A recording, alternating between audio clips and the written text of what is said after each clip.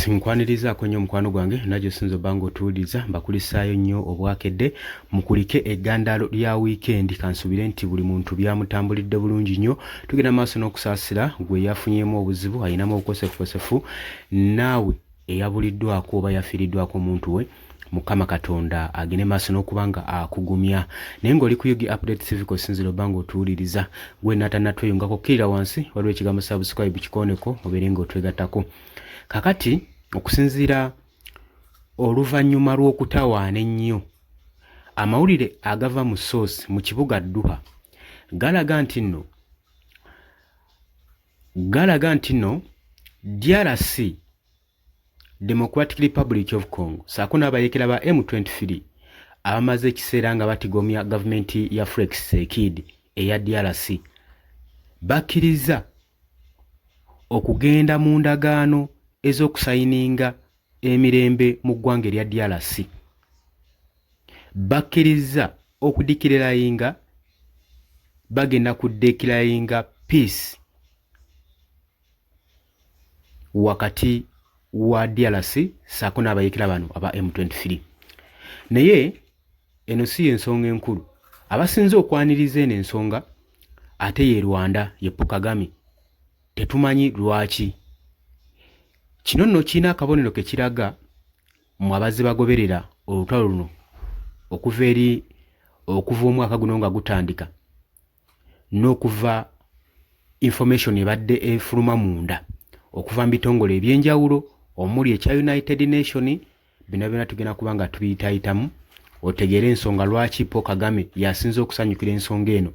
ey'okuba nga bagenda kuba nga batabagana bano ababiri M23 saako ne Democratic Republic of Congo naye nga ngenda kuba nkubuulira ensonga lwaki aba M23 ku luno basazeewo okuba nga basayininga peace agreement basobole okubeera nga batabagana mu Democratic Republic of Congo oli ku Yugi Update TV gwe atanatweyungako kkirira wansi waliwo ekigambo subscribe kikoneko ojja kuba nga otweyungako abali emitala w'amayanja nammwe mbalamusizaako nnyo mwebale kwekuumira ku mayingo gano aga Yugi Update TV tukimanyi bulungi nnyo mu ntandikwa y'omwaka guno abayeekera ba M23 baasalako Democratic Republic of Congo nga basinziire okuva eyo mu Northern Kivu era nga n'ekigendererwa kyabwe kyali kyakutuuka paka mu Kinshasa naye newankubadde tebasobola kutuukayo ebibuga bingi obubuga obuwerako n'ebinene bibawamba omuli Goma, Bukavu, airport ey'Obuvuma omuli obwalo obutonotono Walukale bu town centers obwetoolodde ebyobugagga bya DRC byali esinzira okubanga enyweza ekonomi yaabyo abayeekera bano babisalako era ne batandika okutradinga ne bakyusa ne governor mu Goma bakyusa n'obukulembeze ne babeera nga beetwala era bava ne balangirira n'okulangirira nga ebagenda okukyusa financial system operating wa mu bibuga ebibaali bawambye era ne bagikyusa oluvannyuma lw'okuba nti nno Felix Tshisekedi yali akutte mu system eno ng'agamba tewagenda kuddamu kubeerawo banking system mu bitundu ebyo ebyali bicontrollinga abayeekera ba M23 kakati lwaki ku luno omulundi basazeewo okugenda mu agreement peace agreement jjukira mu nteeseganya ezaaliwo mu Washington DC mu America wakati wa Donald Trump ne Rwanda saako ne DRC aba M23 tebaaliko ku guno omulundi bagenda mu ndagaano era Paul Kagame bamufujirira omusimbi oguwerako nga baagala olutalo luno lugende maaso n'okuba nga lukomekkerezebwa conflicts eziri mu Democratic Republic of Congo zikomekkerezebwe lwaki kubanga Trump yali ayagala kusindikayo ba investors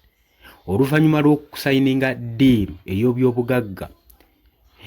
cooperation eno nga yali egenda kukolebwa wakati wa US saako n'eggwanga erya Democratic Republic of Congo okwo ne Rwanda kwogisa naye lwaki ba includingyako Rwanda nti kyali kirumizibwa nti Rwanda yagenda maaso n'okubackinga abayeekera bano aba M23 enfunda eziwerako era tewali ngeri ki gye baali bayinza kubeera nga basayininga deal eno nga Rwanda teriiko kubanga Rwanda bali bamwagaza ajje troops ze mu Democratic Republic of Congo ndowooza olabye Rwanda waki babimugattamu newankubadde enfunda nnyingi yavaayo ng'abyegaana nti yetabaki nga bayeekera ba M23 Trump yagamba talina ngeri ki gy'asobola kugobamu ba M23 nga takolaganye na Paul Kagame Rwanda kubanga ye yali akisuubira era nga akikakasa nti ye mukama waabwe yagenda maaso n'obbayiwa mu Democratic Republic of Congo. Ezo zaaliwo enteeseganya ezo delegations naye zaalabika ng'ezitaavaamu kalungi newankubadde ebyo byonna byagenda mu maaso. Paul Kagame yavaayo n'agamba tasuubira era talowooza nti eno enteeseganya zibakoze zinaayimirira akaseera akawanvu oba en agreement enaayimirira newankubadde yali ku kitanda ng'apookya n'ebiwundu. Kati kino kyanyiiza nnyo Trump era kye yakola kwe kusindika ba mercenaries egy'eppangisa okuva mu Colombia n'ayiwayo bataliyani z'abajaasi mu Democratic Republic of Congo mu Northern Kivu baswaggule abayekera ba M23 kubanga yagamba akaseera kali kamuweddeko ng'ayagala kusindikayo ba investors kutandika kakalabya mirimu gye ku agreement gye basayininga. Oba okategedde akantu ako kakati era kyandibanga tekikwewuniikiriza nnyo kubanga bayekera bana ba M23 ku luno basazeewo genda mu nteeseganya bandibanga akaliro ne pressure bagitidde. Jjukira nti nno tujjukira bulungi nnyo DRC ng'egenda maaso n'okuvunaana eggwanga erya Uganda okuva bayingiza aba Colombia mu Democratic Republic of Congo okulwanyisa bayekera bana ba M23. Kisekedi twalabanga bali kabwanango nga bawereŋŋana n'eggwanga erya Uganda nga alumiriza gavumenti ya Uganda okugulawo border post ezaali ziggaddwa kubanga baali tebaagala muyekera ono afulume baali baagala akwatibwe bukwatibwa naye ekyagguzaawo border post kyalaga nti no Uganda erina enkolagana n'abayekera bana ba M23 era ye baggulirawo border post zino basobole okuba nga bafuna omwaganyo ogufuluma ng'obusajja bumanyigiriza obukolombia obwasindikibwayo Donald Trump mu Democratic Republic of Congo. Ndowooza mu kyo kyonna bagenze okulanga tebalina ngeri ki gye bagenda kuwonamu lutalo luno, tebalina ngeri ki gye bagenda kuwonamu busajja ne bakkiriza bagende mu dialogues mu kakati. Njagala okujjukiza sigwe mulundi ogusoose kubanga zino enteeseganya zibaddewo mu kibuga Doha eri mu Qatar. Qatar yebadde mediator y'olukubaganya bano ababiri basobole okubanga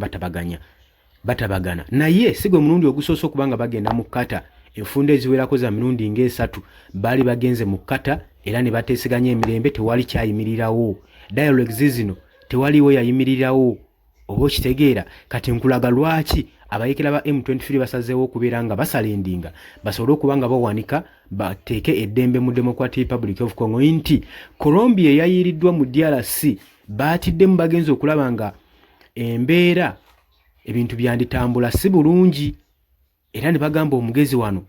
osaba peace agreement n'obusajja ne mugenda mu nteeseganya buli muntu n'abaako keyejjirayo nga obudde bukyatema. Kakati yene ensonga abalasirwa kuba nti no bagenze mu nteeseganya mu kibuga Doha kubanga sigwe mulundi ogwadde gusoose. Ate era n'enteeseganya ezaali mu Washington DC si ensonga wabula tujjukira bulungi abayekera ano bagamba nti agreement yonna ekolebwa nga bo tebali inclusive ebyo byabwe era tebabimanyi era oluvannyuma lw'okumala okuteeseganya ne ssente ezaayibwayo abayekera bano tebaava mu Democratic Republic of Congo. Era tujjukira bulungi nnyo ne mu Qatar dialogues ezasooka enteeseganya ezasooka okubeera mu kibuga Doha bagamba ebyo tebabimanyi lwansonga tebalabikiddwako kubanga baayitibwa ne bagaana okulabikako. Tujjukira ne mu Angola tebalabikako abayekera bano ba M23 newankubadde mediator yali ataddemu ssente nnyingi okubaganya olutabagana luno. Eno meeting tebagiriimu. Meeting nyingi ezaali zitegekeddwa saako neyategekebwa ekitongole ekya United Nation mu kibuga Goma ekitwalibwa abayekera bennyini aba M23.